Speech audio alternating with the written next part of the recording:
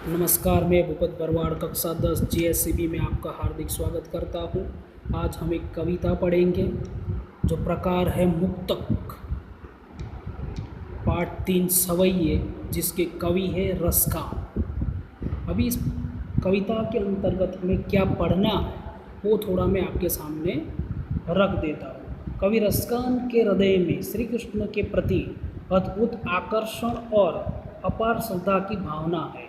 यह रसखान के 4 सवैये दिए गए हैं जिनमें यह भावना स्पष्ट रूप से दिखाई देती है।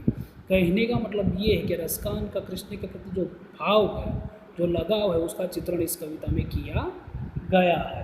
रसखान कृष्ण की लीला भूमि और कृष्ण से जुड़े रहकर हर छोटी बड़ी वस्तु के समीप रहने की कामना करते हैं कि हर क्षण, हर पल, हर वस्तु में वो कृष्ण भगवान के साथ रहना चाहते हैं। श्री कृष्ण के संपर्क में रहने के लिए वे अपना सर्वस्व त्यागने के लिए तत्पर है। वे वज्र में या गोकुल में श्री कृष्ण की विभिन्न लीलाओं के जादू से अभिभूत और कृष्ण के प्रति गोपियों के निश्चल एवं पवित्र प्रेम के का जो भाव भरा वर्णन वहाँ पर इस मुक्तक में किया है। यानी कि आपको क्या पढ़ना है वो मैंने आपको बता दिया।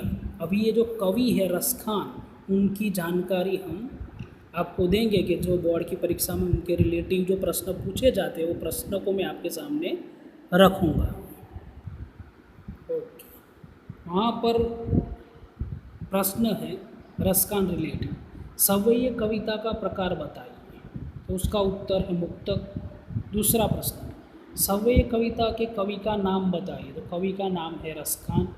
तीसरा प्रश्न, रसखान का असली नाम बताइए। ये प्रश्न बहुत बार पूछा गया है। सैयद इब्राहिम उसका असली नाम है। चौथा प्रश्न, रसखान का जन्म कौन से शहर में हुआ था। उत्तर है दिल्ली। रसखान ने किससे दीक्षा ली और रसखान के गुरु का नाम बताइए। तो ये उत्तर है गोस्वामी विठल नाथ जी। छठवां प्रश्न, रसखान ने कहाँ पर रहकर कृष्ण के भक्ति के पद लिखे थे। तो वज्र यानी कि गोकुल। सातवां प्रश्न, इन मुसलमान हरिजन पर कोटिक हिंदुवारिये यह किसने कहा था। उत्तर है भारतेंदु हरिचंद। तो मेरे प्यारे विद्यार्थी मित्रों, ये कविता के रिलेटिव कवि के जो प्रश्न पूछे जाते हैं वो प्रश्नों को मैंने आपके सामने रख दिया। अब जाएंगे हम कविता की ओर। ओके, इस मुक्तक की पहली कड़ी में आपके सामने रखता हूँ।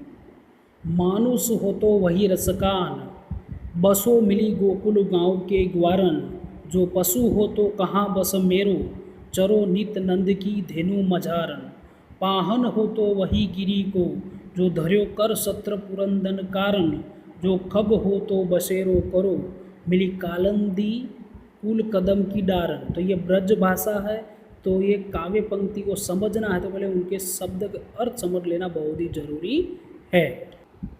ओके, तो शब्द के अर्थ आप मेरे साथ टिक करते जाइए और लिखते जाइए।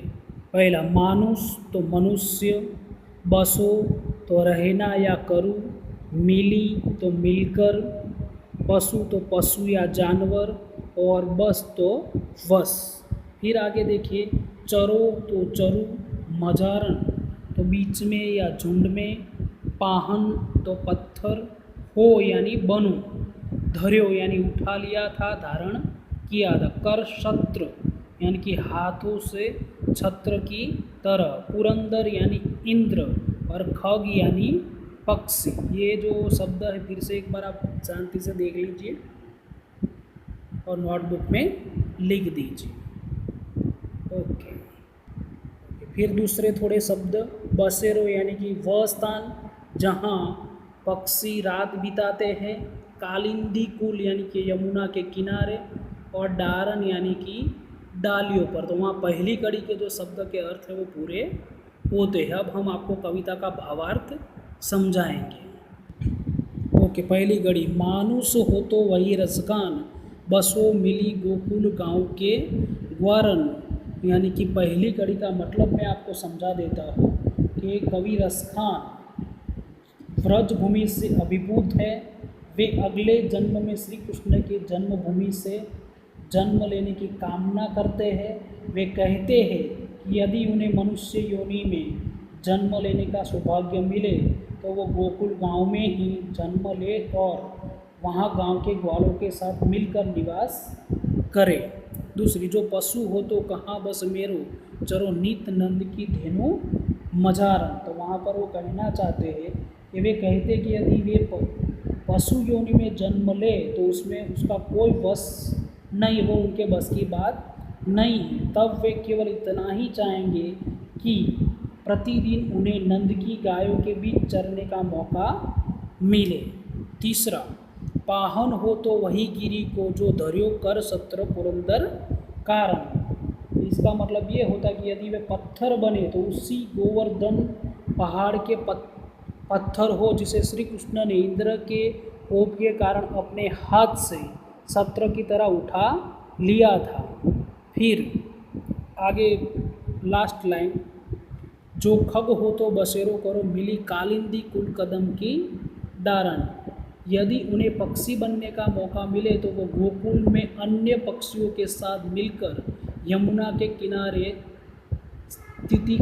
स्थित कदम वृक्ष के पेड़ों की डालियों पर बसेरा करेंगे। यानी कि कोई भी अवतार हो, फिर भाई आप ग्वाला का अवतार हो, पशु का अवतार हो, या पत्थर का अवतार हो, या पक्षी का अवतार, हर अवतार में रसखान जी श्री कृष्ण के समीप रहना चाहते हैं।